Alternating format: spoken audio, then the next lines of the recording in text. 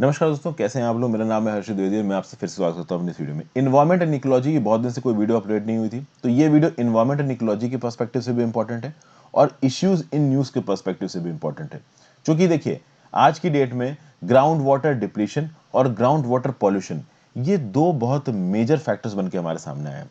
तो यहाँ पे ग्राउंड वाटर के बारे में बात करेंगे, इंडिया में ग्राउंड वाटर के क्या हालात हैं इनके बारे में बात करेंगे, कौन से नियम कानून, कौन सी बॉडीज हैं इंडिया में जो कि ग्राउंड वाटर रेगुलेशन को ओवरसी करती हैं, इंडिया की नेशनल वाटर पॉलिसी क्या है, पहले कौन कौन से मॉडल बिल्स हमारे लिए लेके आए गए हैं ग्राउंड वाटर को सुधारने के लिए, क्या वो कुछ अच्छा कर पाए हैं, ग्राउंड वाटर पॉल्यूशन क्या है, हम क्यों इस समय पे एक वर्स्ट वाटर क्राइसिस से गुजर रहे हैं, क्यों दुनिया भर में की कंट्रीज में इंडिया की हालात ग्राउंड वाटर को लेकर सबसे ज्यादा खराब है, ग्रीन, ब्लू और ग्रे वाटर, इन सब चीजों के बारे में हम लोग जानेंगे।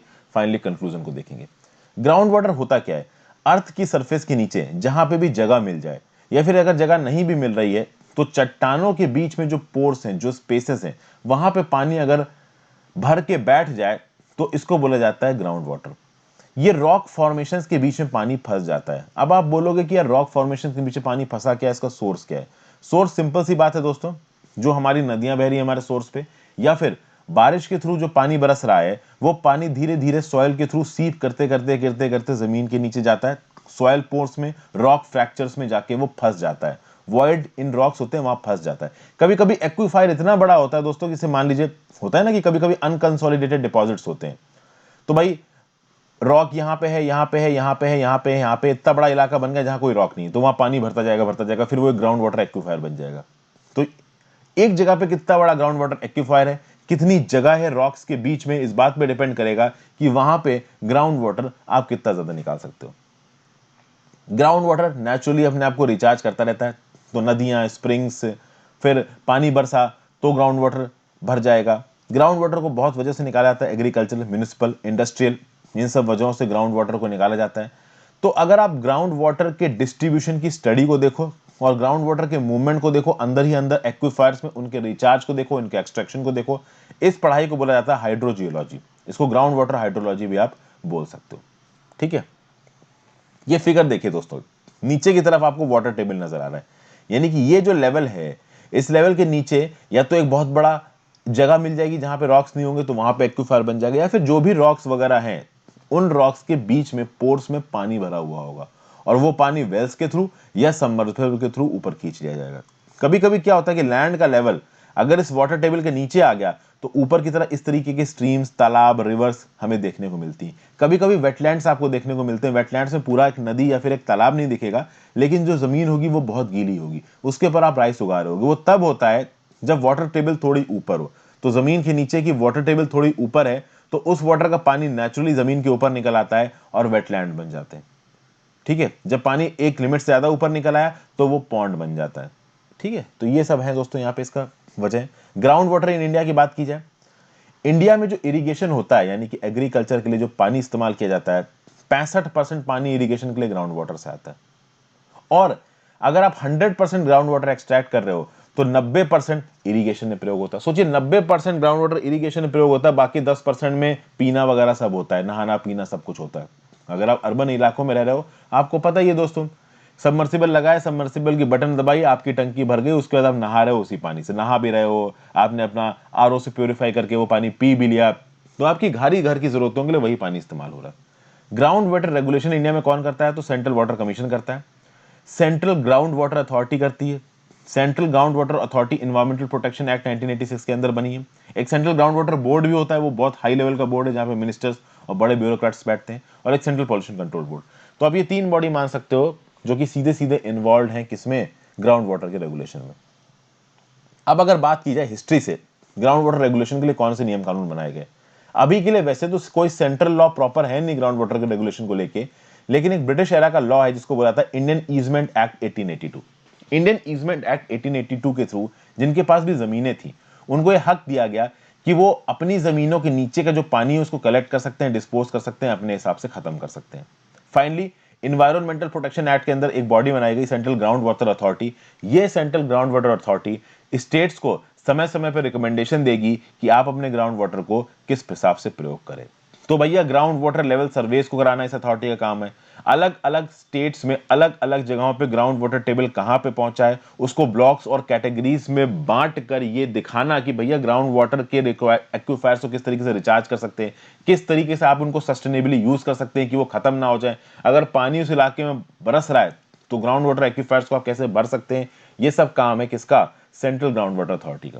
सेंट्रल ग्राउंड वाटर अथॉरिटी एक मेजर बेसिस पे इन्वॉल्व है ताकि जो भी एसेस्ड यूनिट्स है, जहां जहां पे भी आपने ग्राउंड वाटर का असेसमेंट किया, उनको ओवर एक्सप्लॉइट ना किया जाए।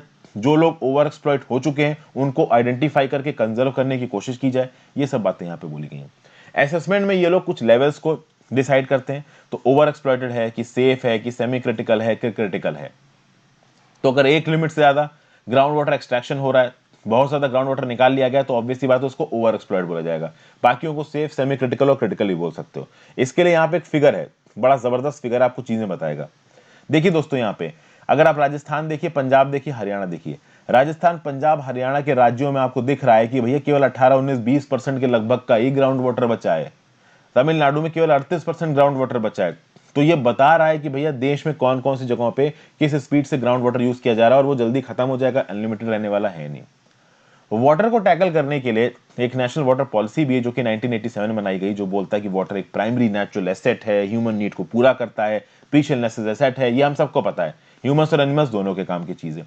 तो कहीं ना कहीं नेशनल वाटर पॉलिसी क्या बोलती है कि ग्राउंड वाटर के एक्सप्लॉयटेशन के ऊपर कंट्रोल करिए, किसके through, through regulation and an integrated and coordinated development of surface and ground water. फिर भाई सेंट्रल गवर्नमेंट ने भी कुछ स्ट्रैटेजीज बना रखी हैं ताकि ड्रिंकिंग वाटर की नीड्स को पूरे देश में पूरा किया जा सके, माइक्रो वाटरशेड मैनेजमेंट किया जा सके, दुनिया भर में पायलट प्रोजेक्ट्स कराए जाते हैं। प्रॉब्लम यह है दोस्तों, इंडिया में एक फ्रेश वाटर क्राइसिस चल रही है, और भले ही नेशनल वाटर पॉलिसी आ गई हो, सेंट्रल गवर्नमेंट ने कुछ स्टेप्स ले लिए गए हो, सेंट्रल ग्राउंड वाटर अथॉरिटी अपना काम कर रही हो, लेकिन तब भी ये जो हमारे यहाँ पे फ्रेश वाटर क्राइसिस है ये जा नहीं रही है। अगर देखा जाए हिस्ट्री में कौन कौन से बिल लाए गए हैं ग्राउंड वाटर को सुधारने के लिए, 1970 में मिनिस्ट्री ऑफ वाटर रिसोर्सेज एक मॉडल बिल लेके आई थी, कुछ नहीं हुआ। 2005 में एक मॉडल बिल लेके आया गया जिसने बोला कि हम फॉर्म करेंगे ग्राउंड वाटर रेगुलेशन अथॉरिटी, जो कि स्टेट गवर्नमेंट के अंदर काम करेगी। इससे भी कुछ खास फर्क नहीं पड़ा। उसके बाद ground water sustainable management bill 2017 लाया गया। फिर 2013 में नेशनल वाटर फ्रेमवर्क बिल लेके आया गया, जिसमें यह बोला गया कि भैया इंडिया का ग्राउंड वाटर एक पब्लिक रिसोर्स है, तो ये जो प्राइवेट कंपनीज है जो कि अपनी मर्जी के हिसाब से ग्राउंड वाटर निकाल के इस्तेमाल करती रहती हैं, ये नहीं कर पाएंगे।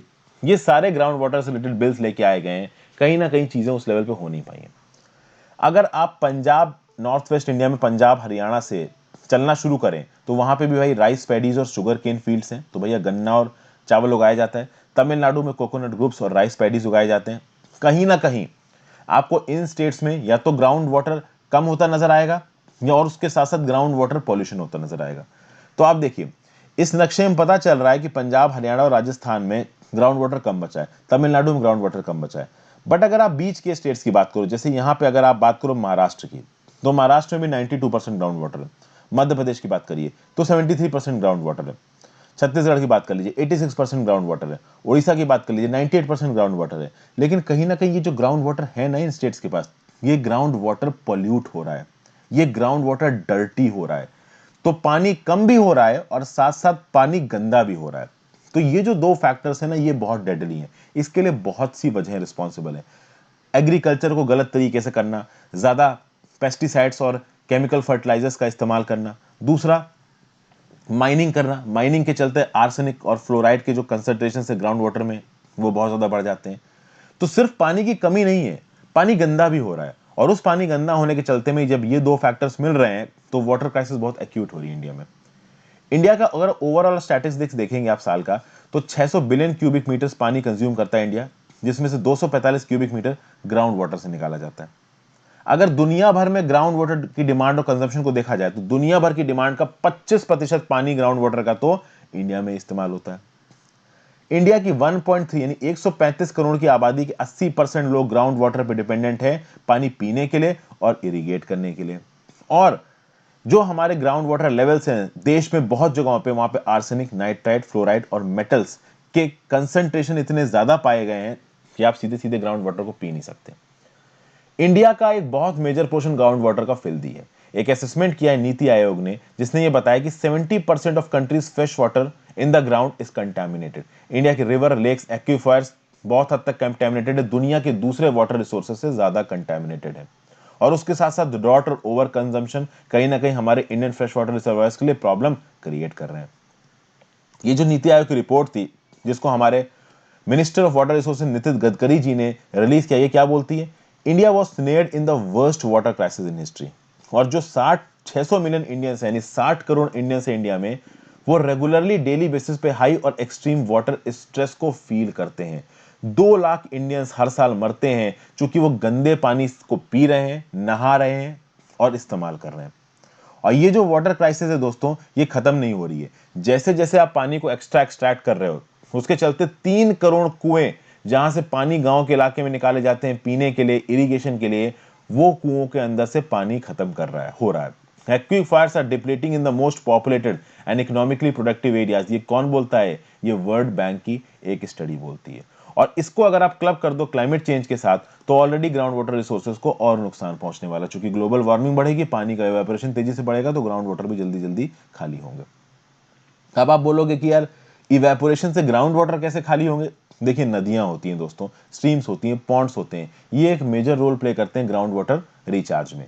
एक तो ग्लोबल वार्मिंग के चलते, क्लाइमेट चेंज के चलते जो रेनफॉल पैटर्न्स हैं वो इरेटिक हो गए, तो रेनफॉल कम होगी तो ग्राउंड वाटर एक्वीफायर्स कम होंगे। रेनफॉल कम होगी तो जो हमारे नेचुरल रिसोर्सेज हैं, रिवर्स, पॉन्ड्स, ये सूखेंगे। अभी ये सूखेंगे तो ग्राउंड वाटर कैसे रिचार्ज होगा? उसके साथ साथ पेड़ काट रहे हो आप, तो पेड़ों की जड़ों में ताकत होती है कि पानी को रोक के वो ग्राउंड वाटर तक ले जाए, वो भी आप काट दे रहे हो। डिफॉरेस्टेशन मेजर स्केल पे हो रहा है, तो ओवरऑल ये जो क्लाइमेट चेंज है वो ले डूबेगा।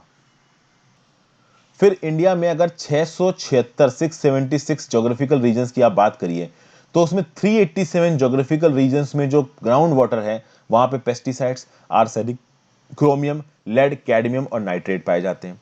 कभी कभी इन स्टेट्स में जब फार्मर्स को वेल वाटर नहीं मिल पाता है, ओके, चाहे वो क्लीन वेल वाटर हो चाहे पॉल्यूटेड वेल वाटर हो, उन फार्मर्स के पास पैसा है नहीं कि वो गहरे गड्ढे खोद सकें, गहरे सबमर्सिबल लगा सकें, तो ऐसे केसेस में वहां की इंडस्ट्रीज से जो गंदा डिस्चार्ज वाला पानी निकल के आ रहा है ना, उसी को इस्तेमाल करके वो एग्रीकल्चर करते हैं। तो उससे पौधे कितने ही गंदे पैदा होंगे, ये भी आप पता कर सकते हैं। फिर एक और स्टैटिस्टिक्स है, states with critically low ground water reserves were responsible for 41% और about 38.6 million tons of India's domestic serial trade. यानी कि भैया वो स्टेट्स जहां पे ग्राउंड वाटर कम है, वहां से 41% इंडिया का सेरियल ट्रेड यानी गेहूं चावल वगैरह निकलता है। और this worked out to be nearly 39% of India's total ground water being used up in producing and trading cereal among states. यानी कि इंडिया का overall 39% of the total ground up, जो ग्राउंड वाटर है, वो सीरियल्स को produce करने में और ट्रेड करने में इस्तेमाल हो रहा है। फिर further 21%, 19.6 metric tons of domestically produced cereals were exported from 6 states with semi-critical to critical groundwater status equivalent to 32% of the groundwater। मतलब कि आप ये देखिए कि 21%, यानी कि हमारे देश में जो टोटल सीरियल्स का प्रोडक्शन होता है उसका 21% लगभग 19.6 मेट्रिक टन्स ऑफ सीरियल्स को ऐसे 6 स्टेट्स ने एक्सपोर्ट किया जहां पे जो ग्राउंड वाटर है वो semi critical to critical status में ऑलरेडी पहुंच चुका है। और ऑब्वियस सी बात है, इसमें पंजाब, हरियाणा और राजस्थान जैसे स्टेट्स भी आ ही जाएंगे। ओके, तो ये सब बातें यहां पे दोस्तों बोली गई हैं। अब यहां पे ग्रीन वाटर का और ब्लू वाटर का जिक्र किया जा रहा है, जैसे कि 45.1 kilometre cube of green water, 17.3 kilometre cube of blue water was consumed जब सीरियल्स का ट्रेड हुआ। तो ये क्या है ग्रीन वाटर और ब्लू वाटर? देखिए, जब आप पौधों को उगाते हो तो आपको पता है कि प्लांट्स में ट्रांसपिरेशन होता है, उनकी जो लीव्स हैं वो पानी इवेपोरेट करती हैं, हवा में छोड़ती हैं। तो जो पानी ट्रांसपिरेशन के प्रोसेस के चलते हवा में चला गया, उसको आप बोलोगे ग्रीन वाटर। ये पानी ऑब्वियस सी बात है वही होगा जो प्लांट्स की रूट ने खींचा है सॉइल से। तो जो पानी प्रोडक्शन के दौरान ट्रांसपिरेट कर दिया प्लांट ने, वो चला गया, उसको आप बोलोगे ग्रीन वाटर। ब्लू वाटर क्या होता है? Blue water is the water in our surface and ground water reservoirs. ठीक है, तो भैया हमारे सरफेस पे जो पानी है, मतलब रिवर्स और पॉन्ड्स का पानी, जो हमारे ग्राउंड वाटर रिजर्वायर्स में जो पानी है उसको निकाल के जिसको आप इरिगेशन वगैरह करते हो, इसको आप बोलते हो ब्लू वाटर। इस ब्लू वाटर के दम पे ही आपका ग्रीन वाटर बनता है। इस ब्लू वाटर को एफिशिएंसी से इस्तेमाल करना बहुत जरूरी है, क्योंकि ग्रीन वाटर तो ट्रांसपिरेशन के थ्रू हो रहा है, वो एक नेचुरल प्रोसेस है, तो उसके ऊपर तो चलिए आप ज्यादा कुछ बोल नहीं सकते, और ग्रीन वाटर का कोई नुकसान भी नहीं होता। बट ब्लू वाटर को एफिशिएंटली प्रयोग करना बहुत ज्यादा जरूरी है, क्योंकि ब्लू वाटर बहुत लिमिटेड है। और यहां पे है ग्रे वाटर। ग्रे वाटर वो पानी है जो एग्रीकल्चर प्रोडक्शन के समय पे पॉल्यूट हो जाता है। तो आप एग्रीकल्चर प्रोडक्शन के समय पे केमिकल फर्टिलाइजर्स, इंसेक्टिसाइड्स, पेस्टिसाइड्स डालते हो, वो इंसेक्टिसाइड्स, पेस्टिसाइड्स सॉइल से लीच करते करते ग्राउंड वाटर में पहुंचते हैं और ग्राउंड वाटर को पॉल्यूट कर देते हैं। तो जितना ग्राउंड वाटर पॉल्यूट हुआ एग्रीकल्चर प्रोडक्शन की वजह से, उसको आप क्या बोलोगे? उसको आप बोलोगे grey water.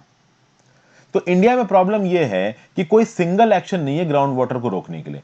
Community based legislation हो, जहां पे ट्रेडिशनल वाटर हार्वेस्टिंग सिस्टम्स को कंसोलिडेट किया गया हो, इस तरीके की कोई चीज है नहीं। कहीं ना कहीं स्टेट गवर्नमेंट पे ग्राउंड वाटर के मैनेजमेंट को छोड़ दिया गया है। सेंटर की तरफ से उतना, अब देखिए सेंटर की तरफ से अगर कोई लॉ जाता है तो स्टेट्स की तरफ से ऑब्वियस सी बात है अपोजिशन आएगा। तो कहीं ना कहीं इस चीज को स्टेट्स के ऊपर छोड़ा गया है। कहीं ना कहीं सेंट्रल ग्राउंड जो अथॉरिटी है वो भी अपना काम कर रही है।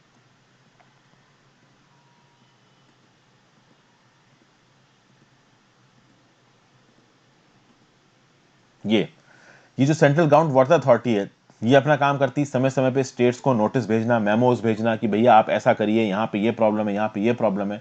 बट बहुत हद तक डिपेंड इस बात पे करता है कि स्टेट गवर्नमेंट्स कितना और क्या करना चाहते हैं।